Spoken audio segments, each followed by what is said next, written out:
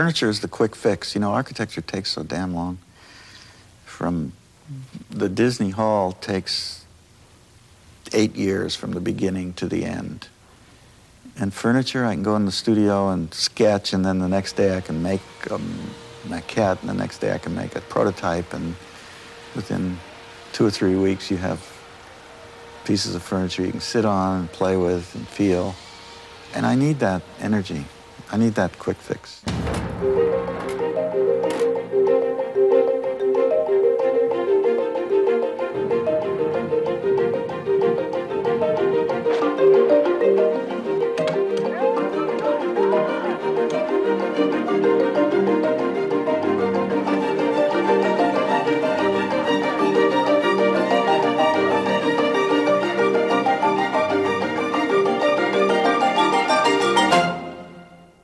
He's known as the other Frank. Not Frank Lloyd Wright, but Frank Ghery. Hello, I'm Mark Starovich. Today on Documentary CBC, a Canadian-born architect who believes that buildings are art.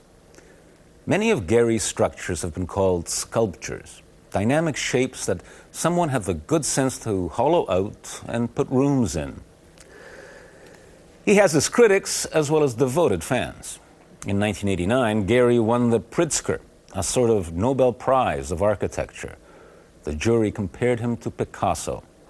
It was a skyscraper of an award, a big achievement for a boy who started building things in his grandfather's hardware store in Toronto in the 30s.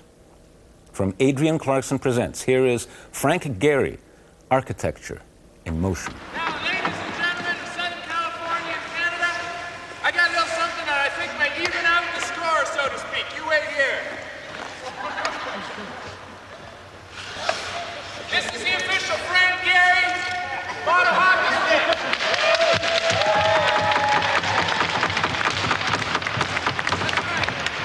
Now, I know that since you basically invented this form, I want you to follow its function. Now I want you to use this on this shift right here. You can keep one into your mouth, and I want to see how you can do with what you're used to. All right, let's hear it. All right.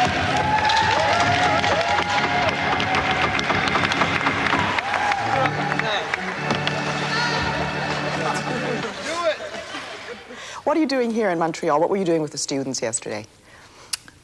We did a thing called a charrette, which I bring half a dozen of my people from the office. They come a few days before me. They give a project to the students. The students invest themselves in it for 2 or 3 days, day and night, charrette. How are you going to approach this, your building, okay, in the way that you build it in model? Okay. What are your strategies? The strategy is to get this very strong. And then I come in, Mr. Guru, and say what I think. This is too wimpy. It's not enough. It's not enough conviction to just do that. You know, this is gutsy here, and then to end it with a dribble like that, you know, it's I don't know. I think this is a good move, and I think this is good, and I like the relationship of these ends to this. But then when you make, put something in the middle of the chord, it's got to be very special. It's got to be a tempietto, you know? Yeah, a statement or And this is just clunk. And then I say, da-da-da-da, do this and do that, and move something here, and it'll look better if you do this, and I sort of critique their thing. So, you know, I would push this here, and then it works, you see? It's better, huh? Yeah. How did I know that? I don't know. What's in it for you? What do you get out of it? Well, I just did it because of the hockey. Oh, come on. No, first of all, I like coming to Canada. I have a knee-jerk, I'm a knee-jerk Canadian still. The nostalgia about hockey when I was a kid, my own kids got me back into it. I'm too old. I'm an aging jock. I shouldn't be doing it. But I'm, you know, once I start something, I can't help it. I have to win. I have to make it. I have to figure it out. I have to, and I know it's going to be impossible for me to skate and play hockey like my colleagues do. But I'm trying. From the University of Waterloo, because we beat the hell out of them last year. I'm ready. Where's my stick? Where's my stick? All day. Killer. Okay, Canadian schools have been trying to get me to lecture. I don't really want to lecture. So I say, okay, I'll come if you play hockey with me. That way I can bring the kids, I can bring people from the office, we do a charrette. Okay, you ready for the big show? I'll fall for you. The hockey thing defuses the guru thing. It relaxes me and it relaxes the kids. Hey, I scored! And I think it opens the blood-brain barrier in a way and lets the ideas sink in and go through. And it allows for an interaction that's pretty strong.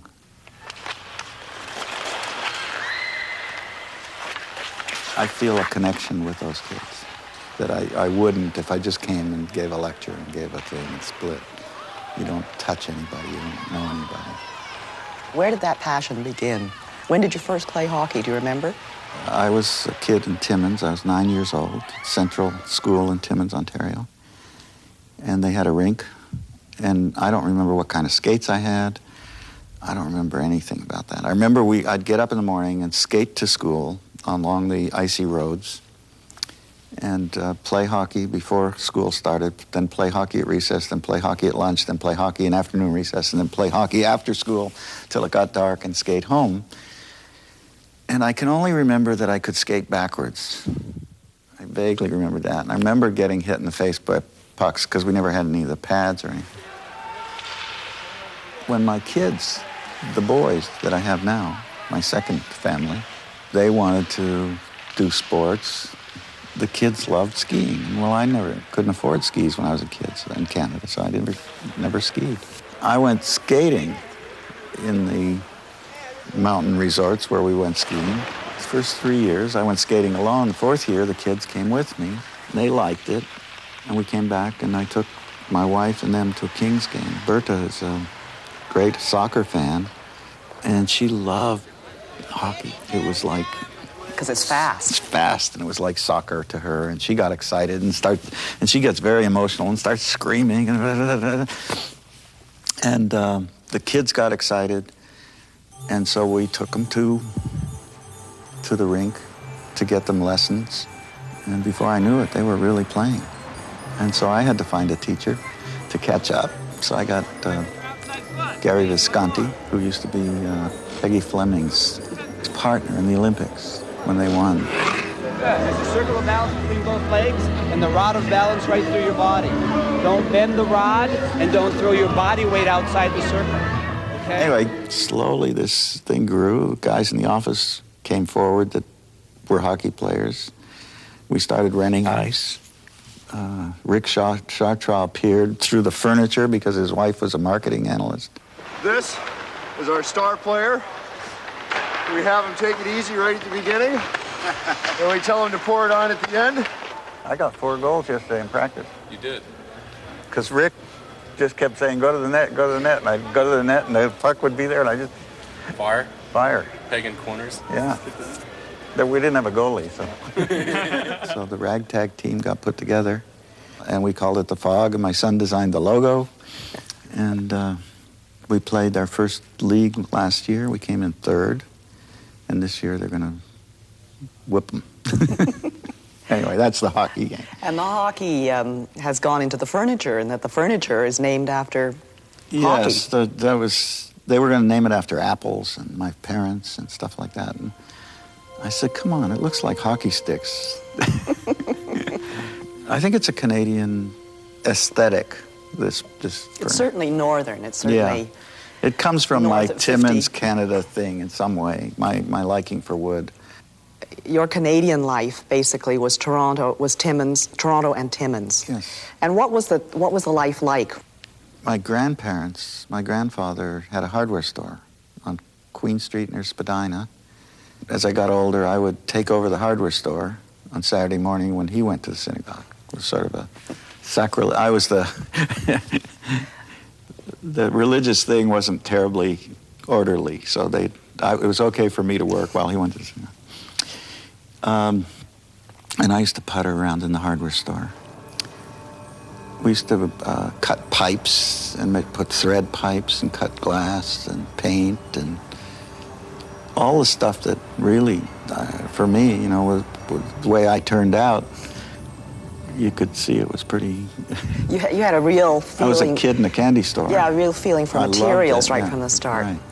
And he always would talk to me about materials and what was better and what was wrong. I can see that now that you explain it to me. You probably looked at ropes and chains and links and... Nails. I used to know the size of nails and the weight and... All the things that come up in your buildings now, really. That feeling of materials, where the materials are shown, where it's very evident what's in them and what's outside them. I loved all that stuff. And I used to play with the saws and the drills and the drill bits. I learned all of that. And then when you went to Timmins, what happened? Timmins was different. We arrived. We were the only Jewish family in the school I was in. There were 30 Jewish families in Timmins at the time. And it was just, the war was just starting, so there was heavy anti-Semitism. I used to get beat up for killing Christ for some reason. So all the other Jews don't have to worry about it. I got beat up already. They don't tell them somebody else took the rap. How did you feel about that then? Was it made you feel terrible? Well, I did, but the school I went to was next to a parochial Catholic school, the French Canadians. And so the French Canadian kids used to come fight with me against the gringos. And so I got my own little gang. It was funny. It was a funny marriage. How did your parents react to that? Did you go home and tell them that you'd been beaten up? Yes, and my father went to the mayor and tried to do something, and nothing happened. I mean, what happened finally was I got up enough guts to hit the kid back, the one kid that was following me home. And then after that, he would go to the other side of the street. They call you names as well? Yeah, they called me Fish Head, which is interesting later in life for me to be doing fishes.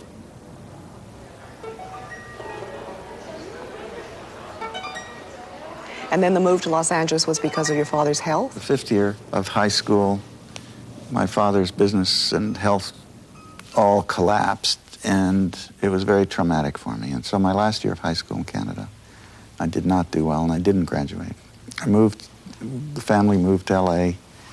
Of course, 5th year Canadian high school is 1st year college in the US. And so that finessed the transition. It wasn't embarrassing. I was in college, so that was okay. That was the bottom? Yeah, What was it? Very bottom. And I became a truck driver for a cousin of mine who had a furniture company. And I went to night school. And slowly, some by some miracle, we worked our way into architecture school at USC, which was very expensive. It was the only school possible for architecture. I didn't know I wanted to be an architect until I took some classes in the art school and started to succeed in the art school. My ceramics teacher was building a house by Rafael Soriano, a well-known California architect at the time. And he took me to the house one of the days that Soriano was there supervising. And I really, this was a role model. I just lightning rod to this guy. I mean, he had a black suit and a black tie and a beret, and it was just very artsy and very exciting. And he was telling guys to move a wall and push this and do that. I fell in love with the whole thing. I told Glenn, my teacher, God, that was exciting. He said, I saw your eyes light up like you've never, ever lit up. He said, you're going to architecture school. Frank started by doing very simple buildings using unusual materials like chain link, which he saw as being very tough materials that could be used, in fact, and put together by people who didn't really have much craft. One of the things about designing now and designing in LA is that you do not get the fine craftsmanship that we associate with classical buildings. And so he's saying, okay, I want plywood. I want to try doing buildings with plywood, with chain link, with really tough industrial materials, very cheap. So he takes the kind of vernacular of Los Angeles and he starts fooling around with it, using these very tough materials that no one else would touch. I mean, who is going to build a building out of chain link? Who is going to use that as a visual expression of something? Who is going to use untreated plywood or materials like that to build houses? Then he somehow got more and more sculptural as he went along. Instead of just these little square boxes that he was, having collide, he would then put as he did at Loyola Law School, have a huge staircase kind of, spilling out of the front facade of a building. Everything to do with animation and making a building sort of, come alive and greet you and be welcoming to people. And to get something going that way, I think his progress has been towards the sculptural, towards the increasingly sculptural.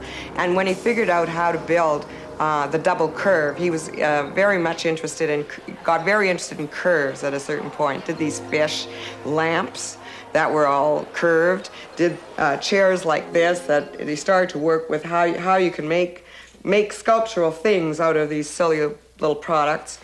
And from that kind of research, got very interested in the double curve, which is a way of making a building much more plastic. And his latest works, in fact, really take off from there, where he's using very curved forms with the aid of technology, French technology that he thinks is marvelous, that was developed for the aviation industry, and really getting buildings now to be moving things, so that you walk around them. There isn't just like a front and then dull sides and a back, as you often see in buildings, but to have the whole building kind of move so that you look at it. Each time you look at it from a different perspective, it seems to be different, looks different, very dynamic form.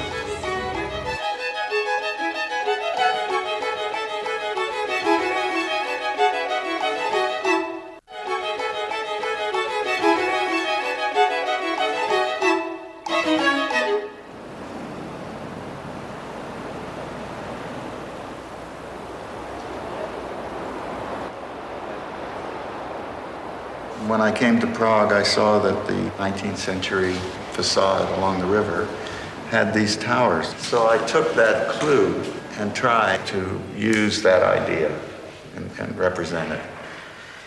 And then the city has a street that comes through to the bridge, which now, without this tower, opens up. And so urbanistically, the street sort of looks like it's falling into the river. Mm-hmm. And the city fathers asked me if we couldn't correct this urbanistically, and so they gave us permission to move out into the public realm with a part of the building. This plane relates to that. Relates to this park, and so then the building has a frontispiece that becomes the headpiece for the park, and that was the idea of the whole scheme. And from there, many models, many hours of refinement along the way. Frank has always worked with models, and I think there are two reasons for that. Models are very three-dimensional, of course, and you can fool around with models. You can move things here, there, wherever. This was the final sketch model in which I combined the drawing techniques that I use, which you'll see, and the modeling technique, and created a kind of line and texture and art and a movement, a sense of movement of this facade toward the square. When this project came to me, I was asked not to regurgitate the past, not to do something that was the 19th century, to find a language that was expressive of the present, but could fit into the language of the past. And if you look at the picture of the whole facade, the 19th century facade, we've tried texturally to come up with a modern expression that fits into the river and fits into the site. Without copying, we wanted to make reference to the tops of buildings, which strangely enough gives it scale. It's a matter of how you get into the scale language of a place without copying it, and it's a finesse finally. really get a feeling of the whole building swirling up and all the windows are in play. I mean, none of them are straight. Right. Does it frustrate you as an architect to think you're only going to do that one thing? Wouldn't you like to do the whole square? I think that democracy says that a lot of people have to be involved making the city, and I really believe that. I think that's what's different than the 19th century. And I think that the idea of having many people involved is more important, finally. And I think worldwide, that's what we should get used to. That's why I collaborate with Oldenburg, with David Childs in New York, with Vlado. I find it richer. It's more exciting. I've always wanted to be involved with architecture and with architects, but I've always found architects rather forbidding and unsympathetic to artists. And this is not true of Frank. Frank is very, very welcoming and open to artistic ideas. We produced a number of prototype buildings together, and one of them was the design for a library in the form of binoculars. And when that didn't turn out, the models were all shipped back to Los Angeles, and they lay around the office. And Frank had come quite far with the Chiat Day building. He had developed the two parts of it, the part that looks like a ship, sort of, and the other part that is the trees made of copper. And he felt that something was needed in the center. And in the course of a conversation with Jay, this is the story anyway, these things become sort of legendary, and you may get different accounts from different people. The story I heard is that Frank simply reached over and grabbed this random binoculars left over from Venice and stuck it in the center of his design. And everybody thought it worked perfectly.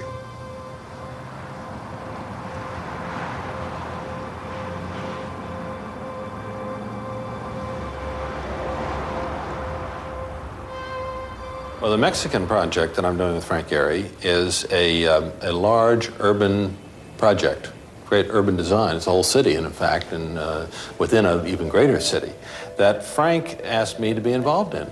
And it's only been very recently that architects have thought about working together or talking to each other, and it's usually as a result of two things. Very large projects happening in which it needs and would benefit from multiple hands working on it, and also a different attitude about how architects could participate together. We realized that there was a chemistry, that we enjoyed each other. Two completely different type of architects who looked at problems in entirely different ways, which probably made the marriage work well.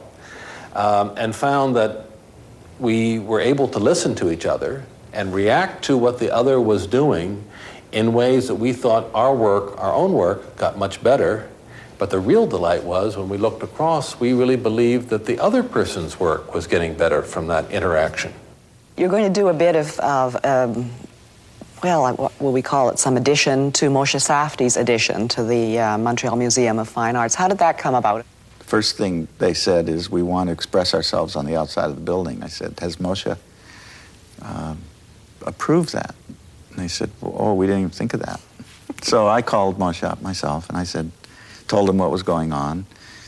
And of course he was nervous. He didn't say that, but I could tell. I said, well, look, I'm going up to Montreal. Why don't you come up, meet with us, we'll meet with the client. You holler when it hurts. When I say something that's going to hurt, you push my button, and we'll get through it. If we want to change any of this, is it possible, or do you want to keep it like it's? Well, I think we should talk about it. I don't think it's a fixed... Maybe something could grow out of it.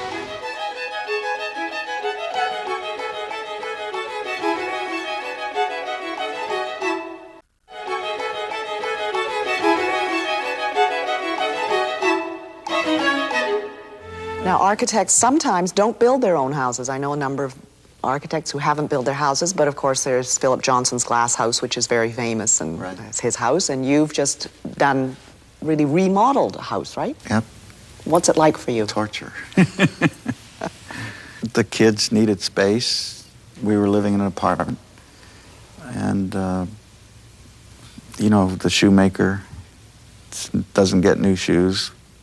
Berta went to my mother, and my mother said, honey, this is what you do with Frank. You go out and buy a house, and he'll live with it. He'll do something with it. And she just followed Mom's thing, went out, found a realtor, bought a little house, and said, this is where we're going to live. And, you know, I went along with it. Seriously? You didn't even really see it? I went and looked at it, but if she was happy, I mean, I was busy doing, terrible. So taking care of your own life is the last thing you tend to do. Then the reality of the damn thing, I had to live there, and it was cute, and so I started struggling with it. We didn't have much money to mess with it. I decided to build a house around it, and built the first house. It was real strong. I didn't understand how good it was at the time. I didn't, you don't know, but the world came, beat a path to it, and everybody said it was good, and I couldn't figure out what they were talking about. When I had to remodel it, because the kids are growing up, I needed a new bedroom. I wanted a pool. I had a little more money. I wanted to live a little better. I tried to sell it. I couldn't, because I wanted to buy a new house and get out of there, be done with it. I couldn't afford to tear it down and build from scratch. So I was caught in the middle of this hybrid of having to play against my 78 self, which had changed 10 years later. And I realized how strong what was there was, that there was a seamlessness between the old house and the new house. You couldn't tell where one began and one ended, and that was really a big chunk of the strength in it. Now I start messing with it, and I'm doing things differently. I use better materials. I get caught. I had nightmares. I woke up one night sweating. I'd been through a dream where the helicopter crashed into a dirigible over my head, and I was sitting in a cafe with my mother, and the helicopter came crashing toward us, and there was a woman in a pink dress going to crash into us. Well, the pink woman in the pink dress, I realized, was my next day was my pink house.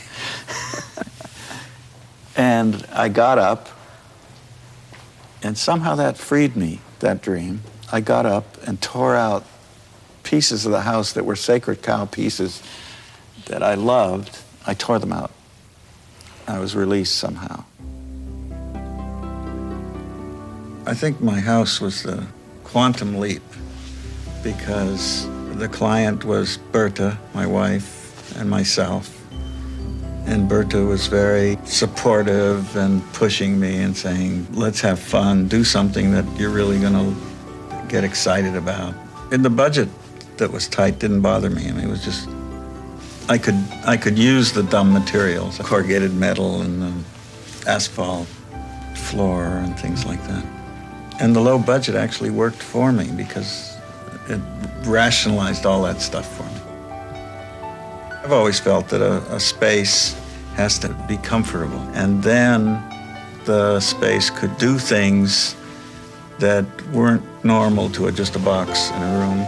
For instance, if you go into my kitchen and sit at the table, the sunlight passes overhead and leaves beautiful patterns from the trellis of the skylight on the walls, and it's very comforting, I think, and warm and friendly, etc.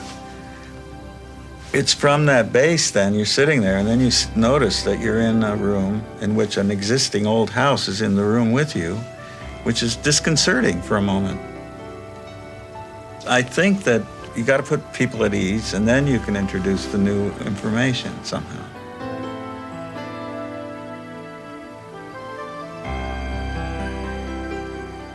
He once described to me how it felt like when he started a building, he wanted it to have the immediacy of the feeling of a painter approaching a blank canvas. And by splitting a building, dividing a building into one-room buildings, in which he could approach each one as a discrete piece and then relate them, he felt he could get in very close to architecture, to building, in the same way that a painter got into a subject on a canvas.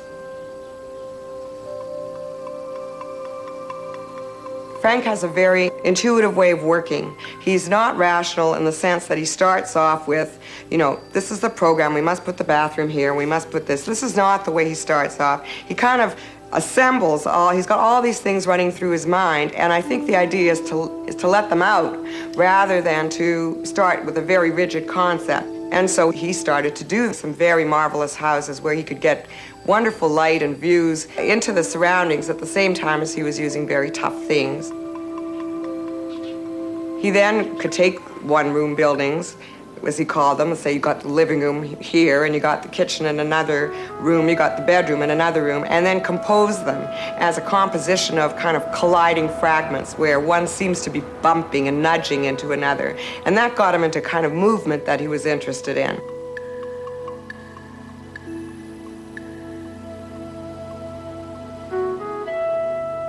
Will you be doing more furniture? I hope so. I like doing furniture. Furniture is the quick fix. You know, architecture takes so damn long. From the Disney Hall takes 8 years from the beginning to the end. And furniture, I can go in the studio and sketch, and then the next day I can make a maquette, and the next day I can make a prototype, and within 2 or 3 weeks you have pieces of furniture you can sit on and play with and feel. And I need that energy. I need that quick fix. That counterpoint to the slow process of art.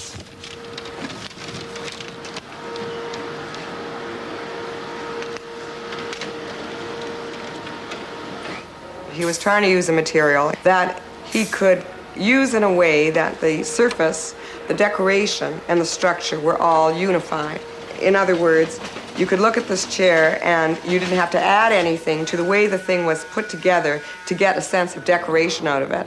And of course, outrageously making a chair out of all these little strips that don't look as if they're going to support anything. Of course, they'll support as much as any chair can be asked to support.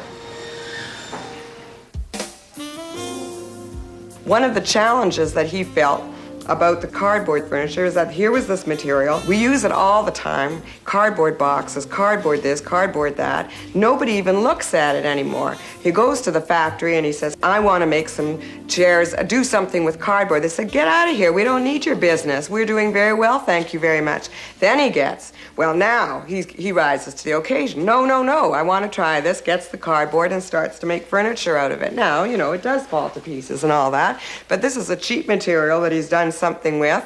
And as he said, if it falls to pieces, if a piece comes off, you stick it back on.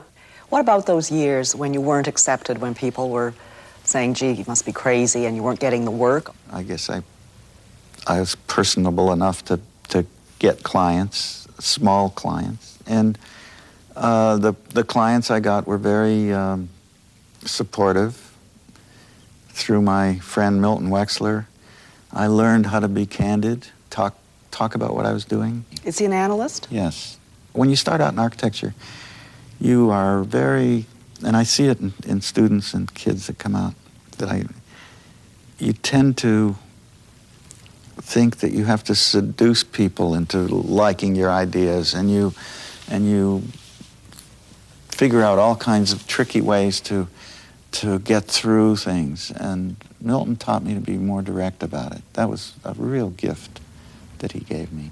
I think you've inherited something that very few people have, and that's a way of perceiving space, a way of perceiving structures, and combined with the fact that you're daring to the point of recklessness at times. I feel like inside that I'm very timid and afraid, and although I get out in hockey and I don't care. I mean, obviously there's a detached perception between what I'm thinking and what I really do. I think that you're very daring, and I think that carries over into physical things like karate, like the ice hockey, and it surely carries over into your indifference to what people think about your structures. Yeah, it doesn't bother me if they don't like them. So. Yeah. In fact, I sort of expect that they won't now, because I'm so used to the past where they didn't. Now I've built a constituency where there are a considerable number of people who do support and like what I'm doing. And that's hard to fathom. I'd like to know, does it disturb you when everybody likes your work? Yes. So he told you you should express yourself more clearly to people. He taught me to be very clear. I can't tell you why I'm playing with a form, but I can tell you I am playing with a form. And I can tell you that it means a lot to me to make this in the Disney Hall, to make this stone look like sails and billowing, and because it's more festive and it gives a sense of festivity and movement to this building. I can tell you that. And you can say, I don't want to pay for that, you know, but so you don't corner somebody. And I think that's crucial, that they have the option to stop you. And because of that, if they want to play with you, if they decide to play with you, then they really do it. And you don't have to worry about it. Then they become partners in the game, and you lead them through it.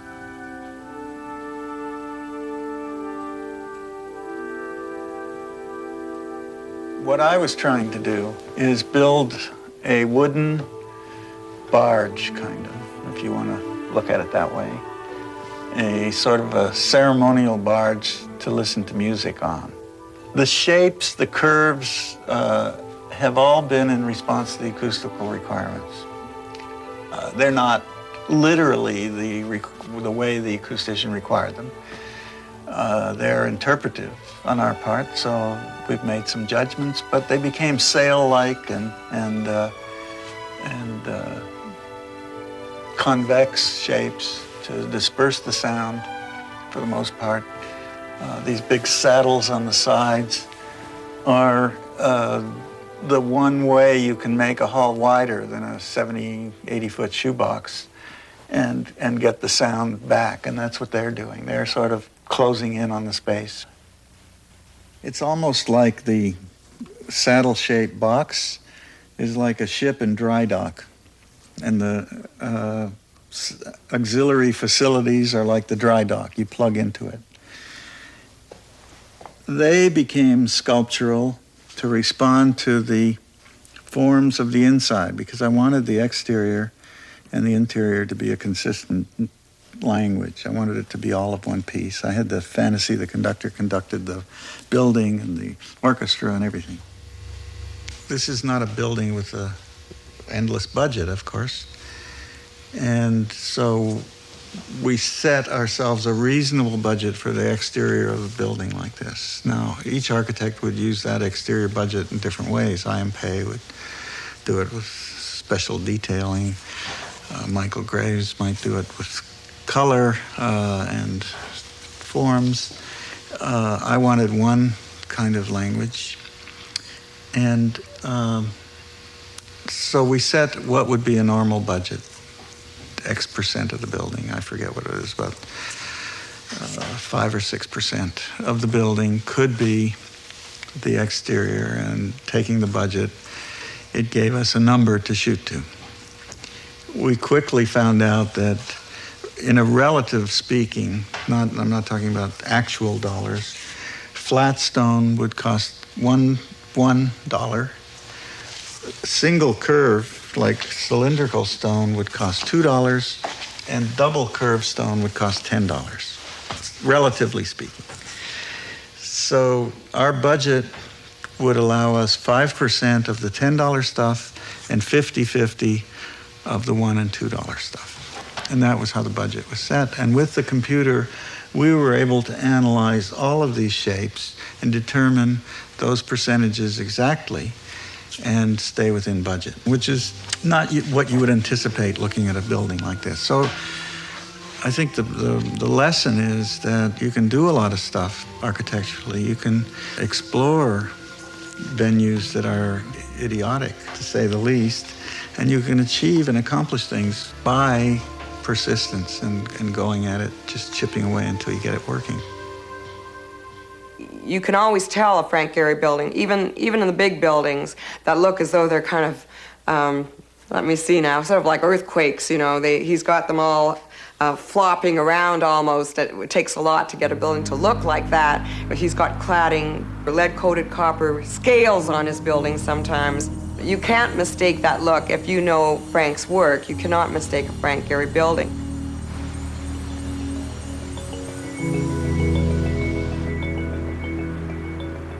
One of the things about doing buildings in the round that are sculptural is that they do not give you a single point of view. They do not say, this is the hierarchy, there's top, bottom, and there you are in the basement.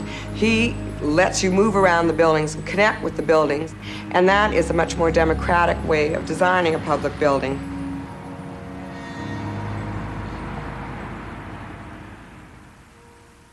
Minneapolis was my first art museum from scratch. Now, everybody thinks I'm a Joe architect from the art scene, but and I've done so many art things, and reality is I hadn't. Every art museum that came along went to somebody else. They were afraid of me. It's in a city that is art-wise. They've got the Walker, they've got tremendous art collections and art collectors.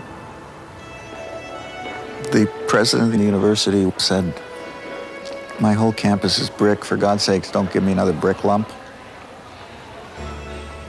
The building connected to a bridge that went across the river. Students go from their dorms on this bridge across the river to the student union for coffee.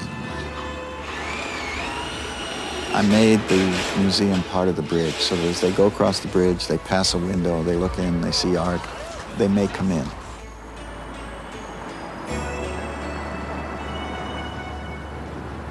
The facade got very sail-like and sculptural, and I felt it had to be something that stood out, that made its presence known in all these stodgy brick buildings.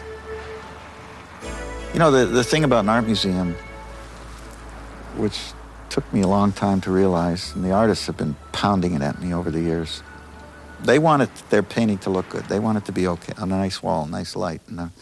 But they want to be somewhere in a building that's important. And it's very obvious when you think about it.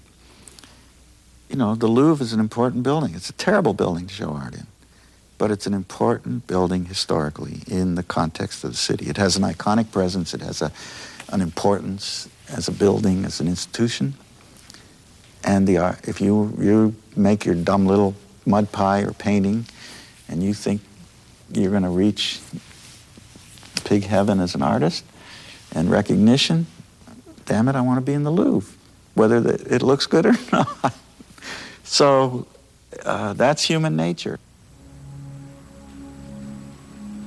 This model is of a house in Cleveland, Ohio, for a very eccentric gentleman who has asked me to push the envelope. I mean, mostly now when I take a house, it's from somebody like that who'll say, go for it, do whatever you want to do, play. But even in that, I try to explore their fantasies in their life. And this is a whole fantasy about swimming and bathing, and so this is a sketch now that you're looking at. And so it's not a final building. This is the living room, believe it or not. This is the dining room. This is the den, and this is the master bedroom. And then there's a second master bedroom. This is the swimming pool. This is the entry pavilion, the kitchen, the servants' quarters, the garage, a gallery to a guest house. And then the boat will be a real boat that will be a guest quarters. So there'll be 2 guest quarters, 2 bedrooms. It's a small 2-bedroom house. So this at this stage is a fantasy. We are now working with the manufacturers of these materials and with engineers, and to try and determine the feasibility of this. I think he's a very smart guy. He does buildings always that fulfill the expectations of his clients. That's a given with him. He says, you know, sure, we gotta make a building work. Absolutely. We got to come in on budget? Absolutely. We got to come in on time? These are the givens of my profession. What do we do beyond that? what can we do beyond that? What about symbolism? What about emotion? What about spirit? Those things. So he's got his feet on the ground. He does buildings that stand up and that work for people. At the same time, he's pushed a certain frontier, enriching a kind of modern architecture to a point where he is recognized as well, some people call him, you know, the best that's going right now. And we don't have a Frank Ghery building here in Canada. I would love to do something in Canada. I would love to. Are we too conservative? What's the problem? If it happens, I'll be delighted. If somebody's watching this and is interested, call me and I'll come in a minute. I'll bring the hockey team too.